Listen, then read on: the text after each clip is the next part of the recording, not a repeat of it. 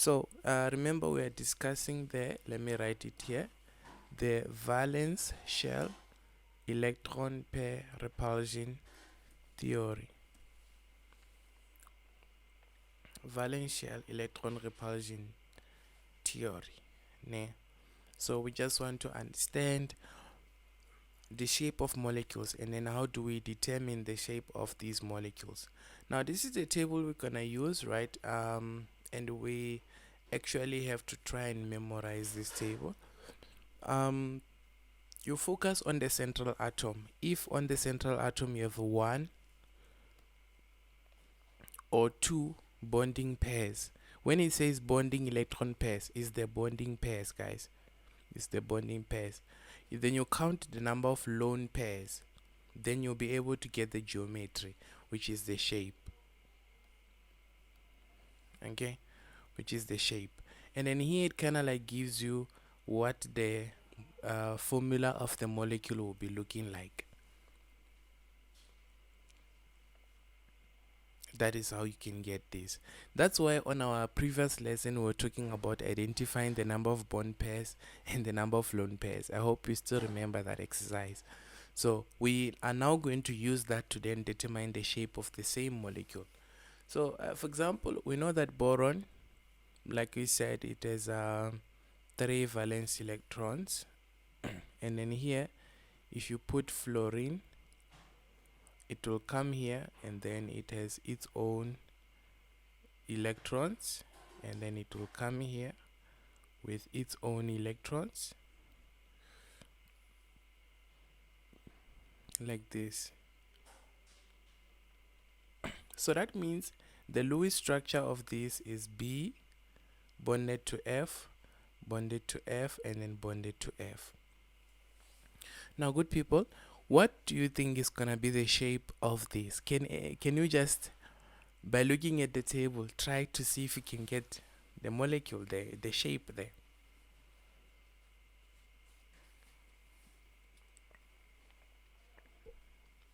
Surprise me.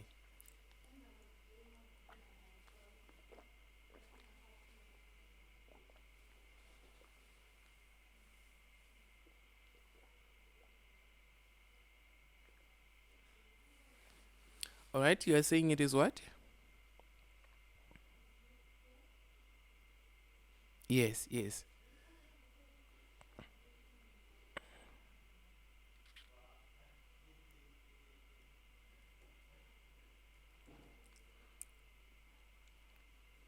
Okay, Miss Uri is saying trigonal planar. She's saying trigonal planar. Let me just tick it. What about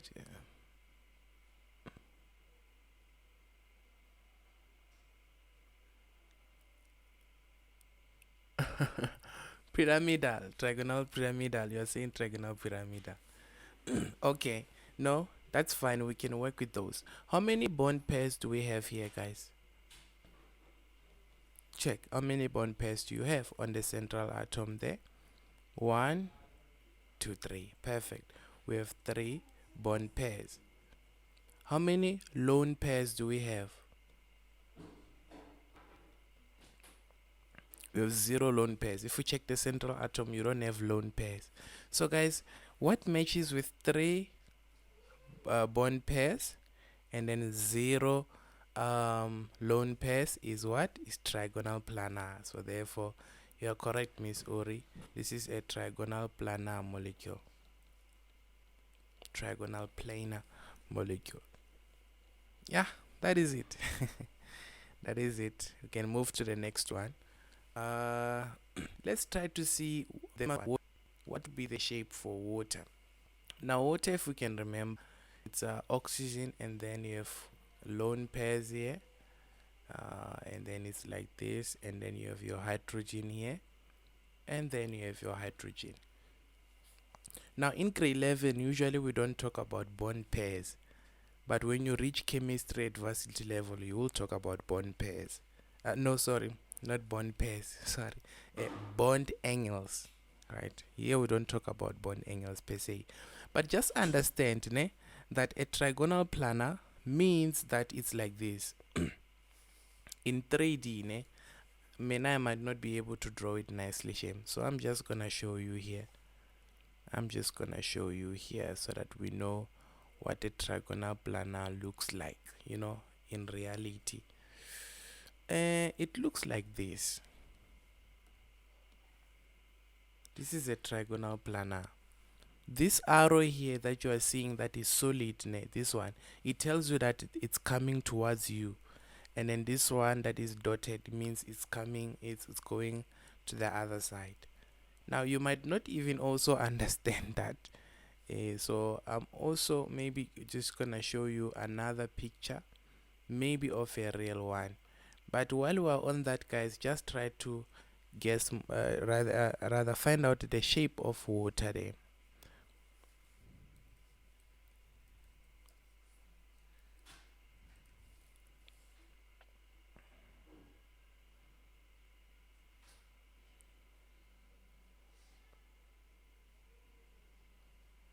Bent or angular.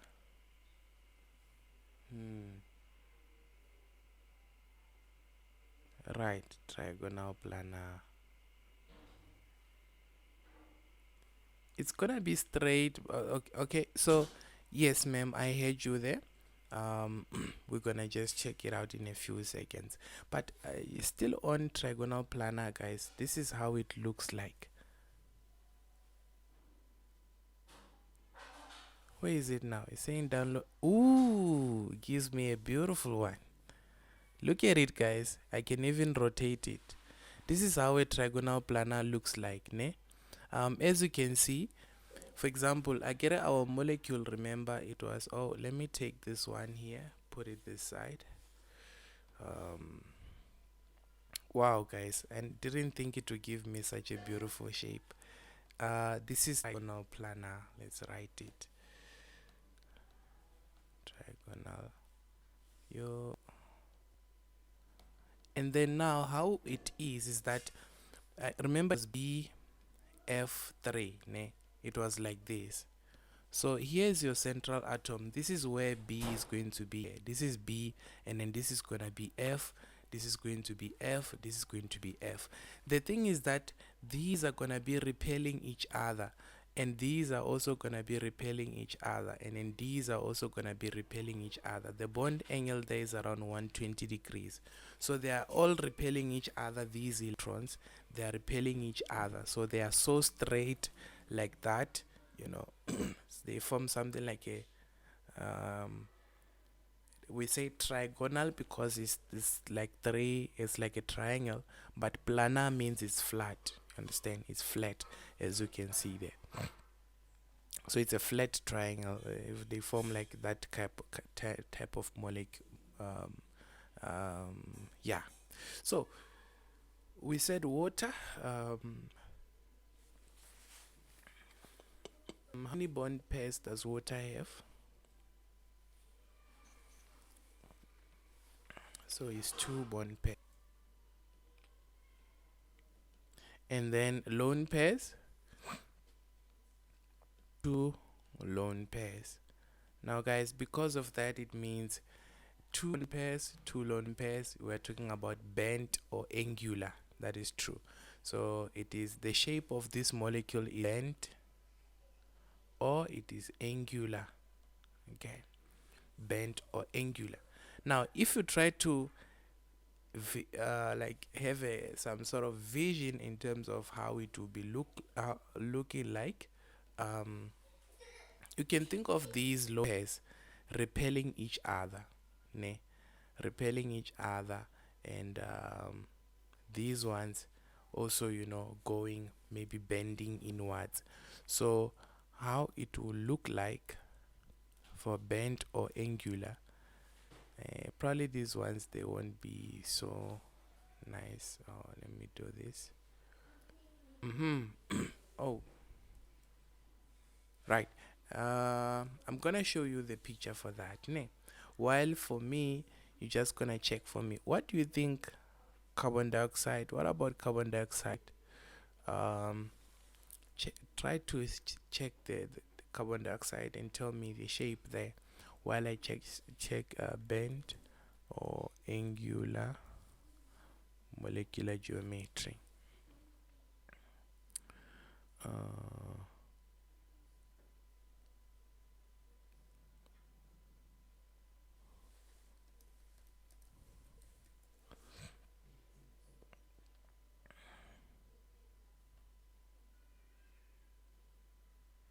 hmm,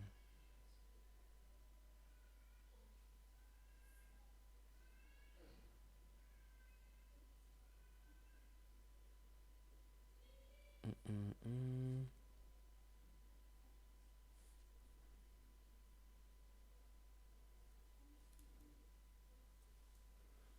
Yeah, oxygen. Okay, guys, this is water there. You see, as you can see, for water, these they are like repelling each other, but we can't show them here. We can only show the ones that are bonded. So this is hydrogen there, this is hydrogen, and you can see that it's a bit bent, isn't it? So it's like these electrons are pushing on this one, and these ones are also pushing on this bond pair. They're pushing on this bond pair, and therefore they form something like a bent shape. Okay, so that is bent or angular there. So please remember it. All right. Carbon dioxide.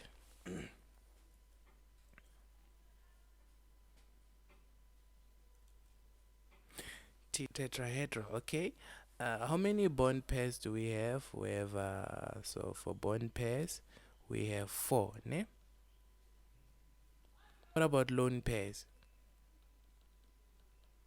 We have zero. Ne? We have zero. Uh, hmm. Now that is gonna be quite interesting because carbon dioxide is actually linear. It's actually a linear one. Um, the reason why it's linear is because even though it has four bond pairs, but these double bonds, you just take them as some kind of like one bond there. You see, we just regard them as one bond, not really as a double bond. You see, but it is a double bond. Don't get me wrong, it is a double bond. But when you look at it, it's just understanding that one is repelling this one, and they are so straight like this, such that the molecule is gonna be linear. So this one actually should be linear. Okay, should be linear. And then as always, I'm gonna show you a kind of like a picture of how it looks like there. But I hope we saw the word there and the likes. um right. What about methane? What about methane? Now methane is CH4. Think about CH4 and try to tell me what would be the shape of CH4. So for this one here, I'm just gonna show you a nice picture.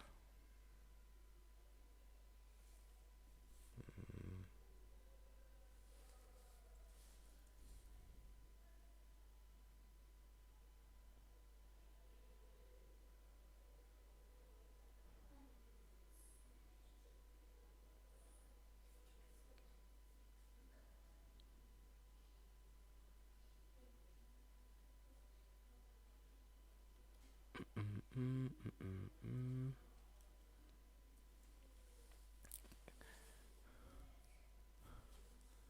Where is it now? Guys, here is for CO2, ne? It's a linear, as you can see. It's because this one is repelling this one, and they are moving far apart from each other. No one wants to come this side, or no one wants to bend this side, so they are just going to be straight there. Okay, so that is for carbon dioxide there. It's linear. It's linear. What about methane?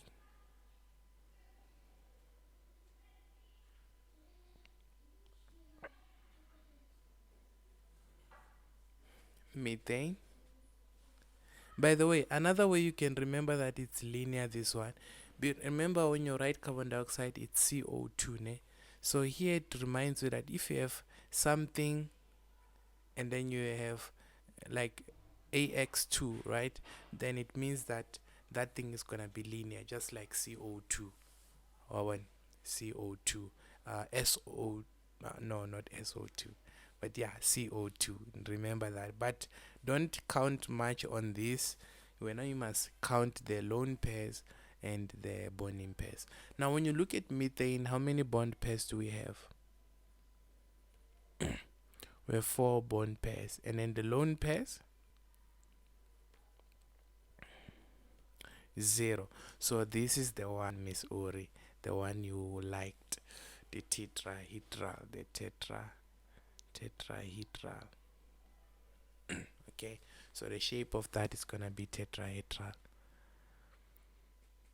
Um, knowing these shape of molecules, I think what it will assist you with is understanding um it's understanding the polarity of the molecule. But for now, what I can just advise is that, go to any molecule there, just be counting the electron pairs and the lone pairs. Then you can be able to tell whether it's linear, it's bent, angular, or the likes. So guys, there are ways in which you can use. I mean, think about it. If you have 2 bonding pairs, 1 or 2, and then you know that you have 0 lone pairs, it's linear. But if you have 2 lone pairs, it's angular. So you already can categorize it there. Know that linear is 0 lone pairs, bent or angular is lone pairs, but there must be 2 bond pairs or 1. And then you say, okay, when we say 1, if I were to ask you what is the shape of HCl, what would you say?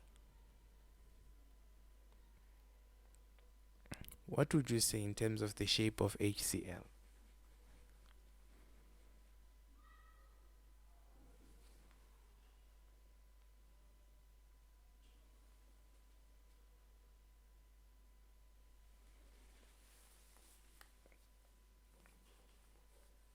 Now, if we check HCl, we can't say there's a central atom because it's only 2 atoms, like it's only H and Cl.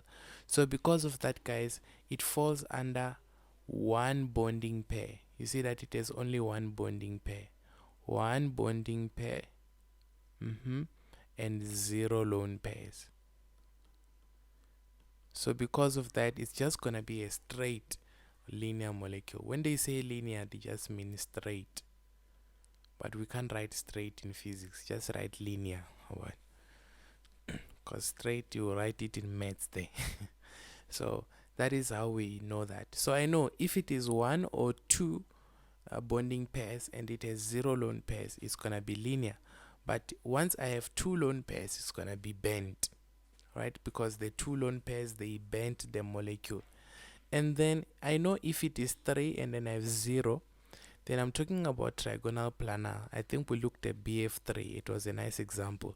Now, for trigonal planar and trigonal pyramidal, right, I want you to understand the difference that, let me give you an example for you to understand them.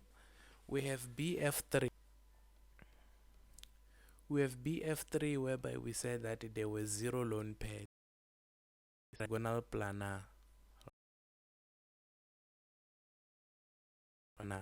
Then we have nitrogen, we have ammonia.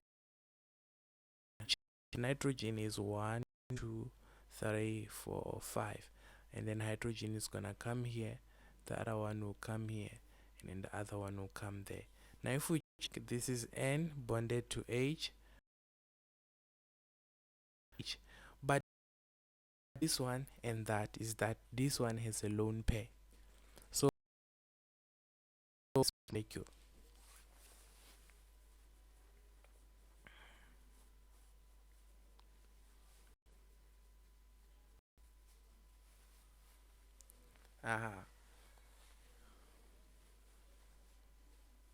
Exactly. So it's gonna be trigonal pyramidal. That's good. So it's trigonal pyramidal. So how does pyramidal and planar differ? Well, the fact that we're saying tri means three, ne? Tri means three. So you're talking about three bond, but planar means you have zero lone pairs. Zero, ne? We used to say it's like when I say I have zero plans. Understand? I have zero plans towards the weekend. The weekend has how many days? To be honest, the weekend is Friday, Saturday, and Sunday. So I know that on those 3 days, I have zero plans. Some of us who are introverts. Ne? So planner will remind you that it's when you have zero lone pairs and then you have three bond pairs. But pyramidal, you know, a pyramid. You're reminded of a pyramid. Now a pyramid, obviously mine is not that beautiful, but a pyramid, you know, four. It reminds you of not four. I mean, one lone pair. So you know that you'll have one lone pair, and the fact that it says try should remind us of three bond pairs. But there's also bipyramidal, ne?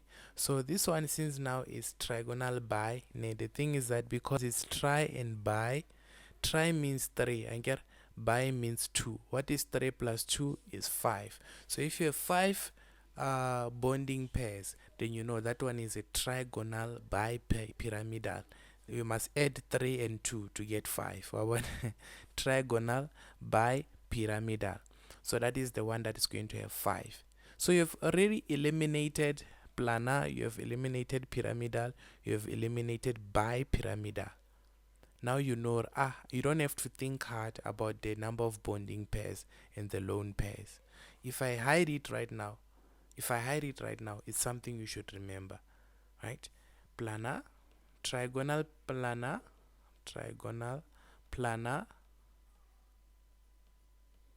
and then trigonal trigonal pyramidal, and then trigonal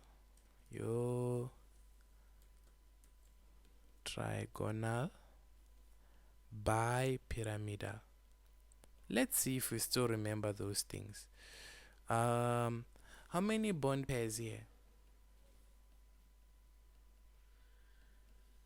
How many lone pairs? Test your knowledge. Do you remember how many bond pairs we have in trigonal planar? 3. What about lone pairs? 0. No plans. Ne. Okay. And then what about here? Bond pairs? 3. And then what about our lone pairs? It to be 1. So once it says pyramidal, it's going to be 1, right? Because like we're gonna add 3 plus 1 to get 4 to form a pyramid. You see, to form a pyramid. Actually, a pyramid, I'm not drawing it well there. A pyramid is something like this. It's like this. This is a trigonal pyramidal. So it's made up of 4 triangles. The one in here, the one at the back there, the one at the back there, the one down here. It's 4 sides. So 3 plus 1, 4. That is pyramidal. What about here? How many bond pairs?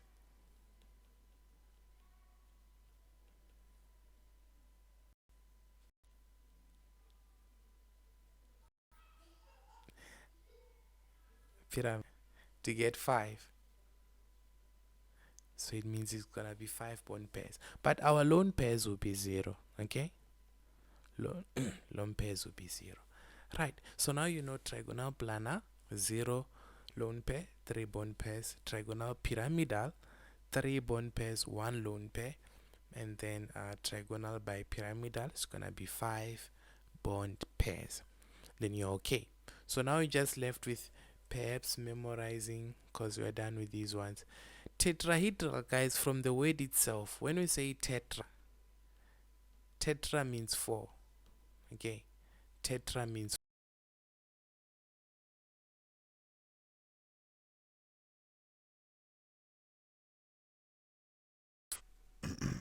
So that is methane. Methane, didn't we say is tetrahedral?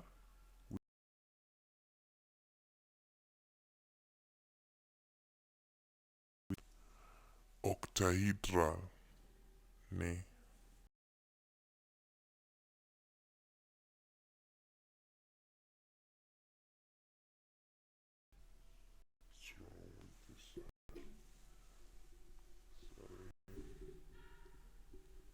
Okay.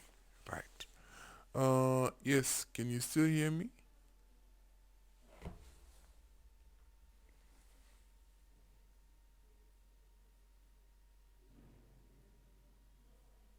Okay.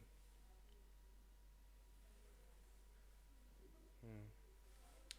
Okay. What we were saying is that tetrahedral is 4. Tetrahedral is going to be 4.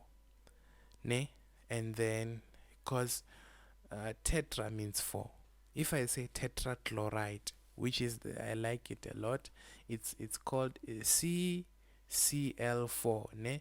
This is called chlorine tetra. No, it's called carbon tetrachloride. This one is called carbon.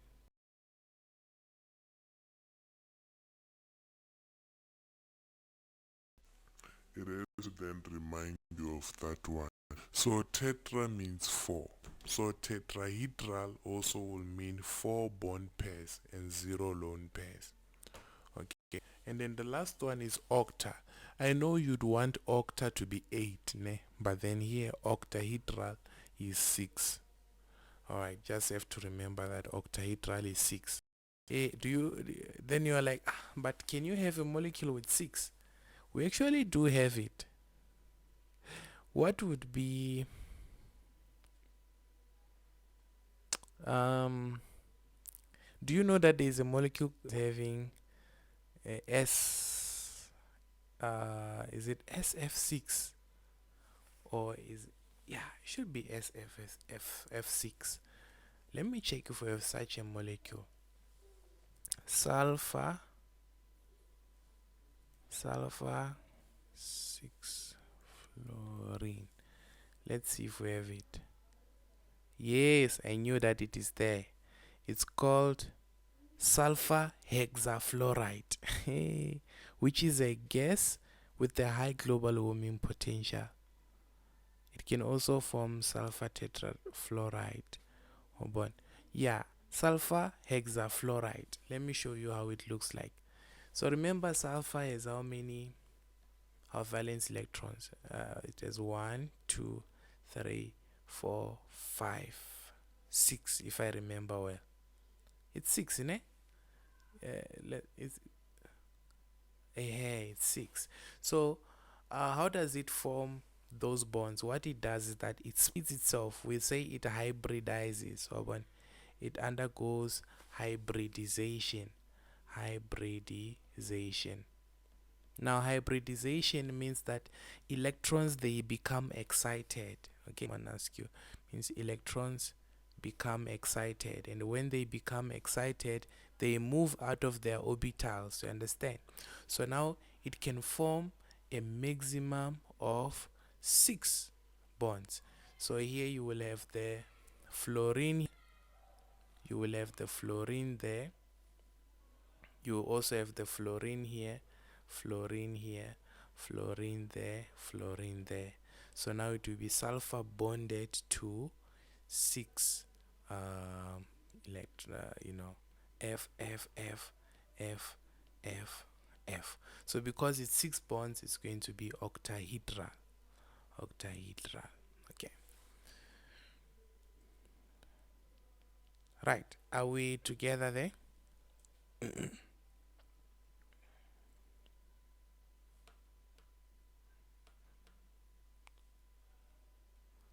Yes. If you check it out, this is how it looks like.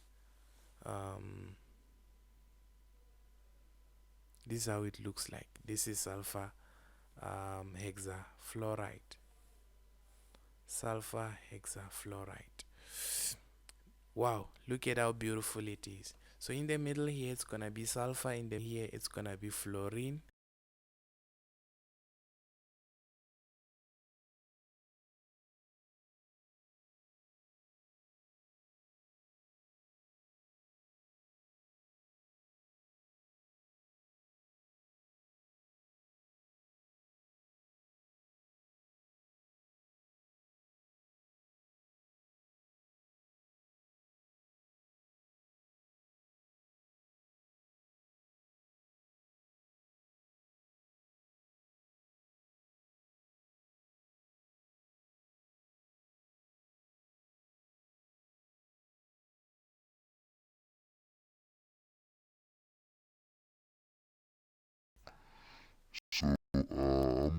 show you a tetrahedral shape right now,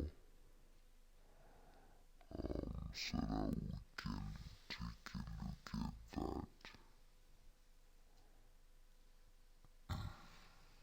Are you able to hear me, Mr. Tao?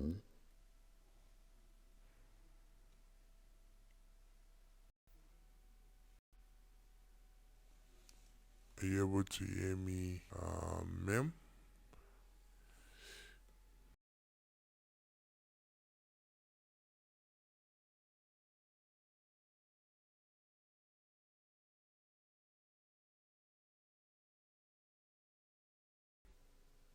Would be like this. It has those four bond pairs. Four bond pairs. You see, so that would be tetrahedral there.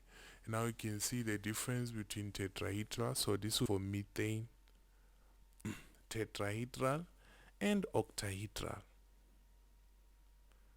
I hope it's clear. So octahedral is there, 6 bond pairs. Uh, tetrahedral is 4. So if you know that, guys, then this table is quite easy to remember. Okay, it's quite easy to remember. You just have to remember octahedral, that is 6, tetrahedral is 4. Then for the trigonals, then you remember trigonal planar means 3, 0 lone pair. Trigonal bipyramidal, 3, 1 lone pair. Trigonal bipyramidal means 5 bond pairs.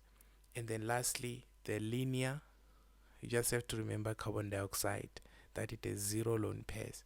And then the bent, you just have to remember water, that it has 2 lone pairs. For bent, just remember H2O. For this one, just remember CO2. Guys, then from there, this table will be stuck in your head, and you can be able to apply it to determine the shape of molecules they will give you in your exams. Is it clear? Right. Any question there?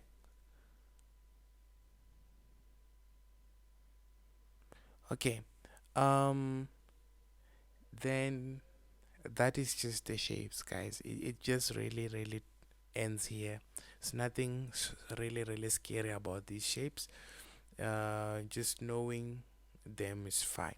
So then from there, after knowing the shapes, now we have to know what we call molecular polarity, or polarity of a molecule.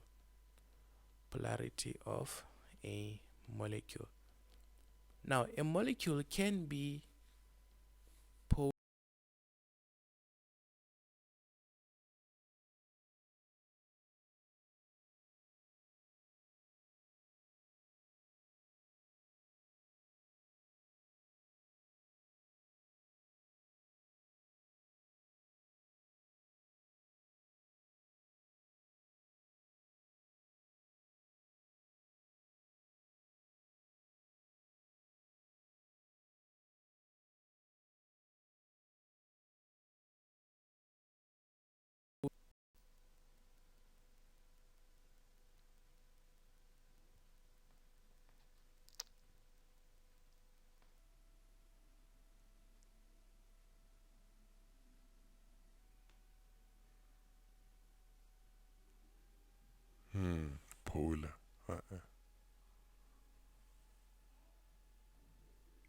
You would say it's a non-polar.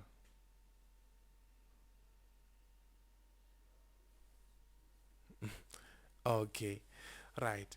So, guys, do you know that we're gonna apply a bit of physics here?